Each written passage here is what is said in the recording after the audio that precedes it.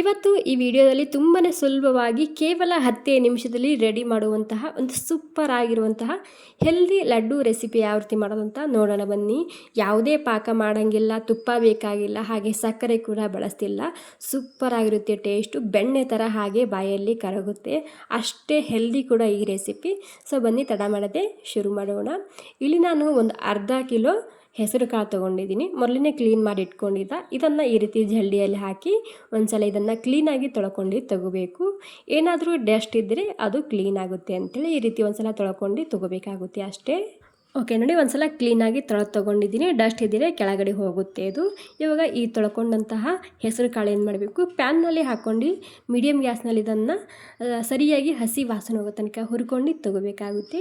Gas medium ಆಗಿರಲಿ. Medium ಗ್ಯಾಸ್ನಲ್ಲಿ ಇದನ್ನು ಈ ರೀತಿ ತಿರುಗಿಸ್ತಾ ಪೂರ್ತಿಯಾಗಿ ಹಸಿ ವಾಸನೆ ಹೋಗಬೇಕು. ಹಸಿ ವಾಸನೆ ಹೋಗೋ ತನಕ ಇದನ್ನು ಹುರ್ಕೊಂಡು ತಗೋಬೇಕು. ಓಕೆ ನೋಡಿ, ಪೂರ್ತಿಯಾಗಿ ಹಸಿ ವಾಸನೆ ಹೋಗಿದೆ, ಕಲರ್ ಚೇಂಜ್ ಆಗಿದೆ ಸ್ವಲ್ಪನೇ. ಇಷ್ಟಾದರೆ ಸಾಕು, ಜಾಸ್ತಿ ಹೊತ್ತು ಕೂಡ ಇದನ್ನು ಹುರ್ಕೋಬಾರ್ದು. ಎಲ್ಲನೂ ನ್ಯೂಟ್ರಿಷನ್ ಹೊರಟೋಗುತ್ತೆ ಜಾಸ್ತಿ ಹೊತ್ತು ಹುರಿದ್ರೆ.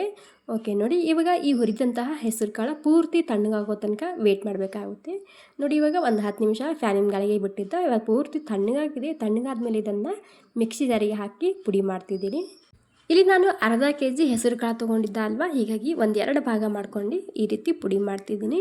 ಚಿರೋಟಿ ರವೆ ಇರುತ್ತೆ ನೋಡಿ, ಆ ರೀತಿ ಇದನ್ನು ಪುಡಿ ಮಾಡ್ಕೊಂಡಿನಿ.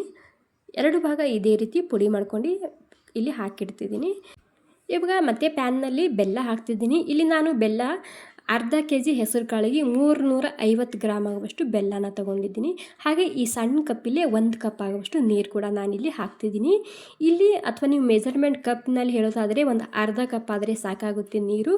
ಈ ರೀತಿ ಸಣ್ಣ ಕಪ್ ಆದರೆ 1 ಕಪ್ ಹಾಕ್ಕೊಳ್ಳಿ. ಇಲ್ಲಿ ನಮಗೆ ಪಾಕ ಏನು ಬೇಕಾಗಿಲ್ಲ, ಜಸ್ಟ್ ಈ ಬೆಲ್ಲ ನೀರಿನಲ್ಲಿ ಕರಗಿಸ್ಕೊಂಡು ತೊಗೋಬೇಕು ಅಷ್ಟೇ. ಗ್ಯಾಸ ಮೀಡಿಯಮ್ ಆಗಿದೆ.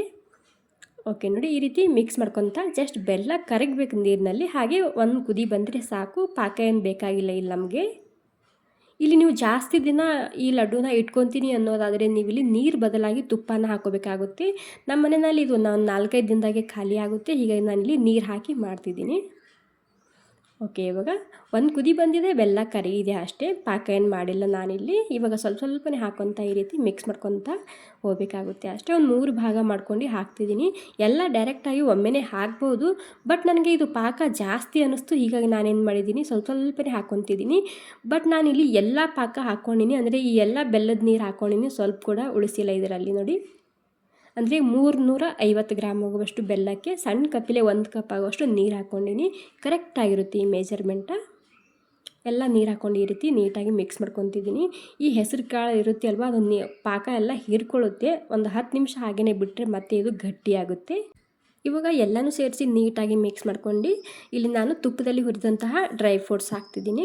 ಡೈರೆಕ್ಟಾಗಿ ತುಪ್ಪ ಇಲ್ಲ ಅಂದರೆ ಹಾಗೆ ಡ್ರೈ ಫ್ರೂಟ್ಸ್ನ ಇದರಲ್ಲಿ ಹಾಕೋಬೋದು ಕಟ್ ಮಾಡ್ಕೊಂಡು. ಹಾಗೆ ಒಂದು ಅರ್ಧ ಚಮಚ ಏಲಕ್ಕಿ ಪೌಡರ್ ಹಾಕ್ಕೊಂಡಿನಿ. ಎಲ್ಲ ಸೇರಿಸಿ ನೀಟಾಗಿ ಮಿಕ್ಸ್ ಮಾಡ್ಕೊಂಡು ಉಗುರು ಬೆಚ್ಚಗಾಗೋ ತನಕ ವೇಟ್ ಮಾಡಿ. ಉಗುರು ಬೆಚ್ಚಗಾದ್ಮೇಲೆ ಇಲ್ಲಿ ಲಡ್ಡುನ ಮಾಡ್ಕೋಬೋದು.